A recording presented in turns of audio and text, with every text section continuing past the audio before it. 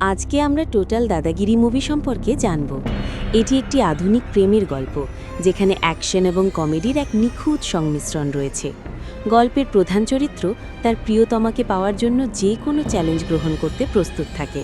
বিশেষ করে নায়কের নির্ভীক চলাফেরা এবং যে কোনো পরিস্থিতিতে দাদাগিরি বা সাহসিকতা দেখানোর বিষয়টি তরুণ দর্শকদের কাছে অত্যন্ত জনপ্রিয়।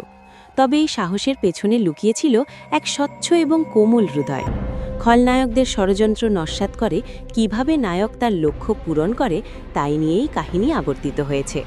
চলচ্চিত্রের প্রতিটি মোড় ছিল উত্তেজনাময় এবং বিনোদনে ভরপুর।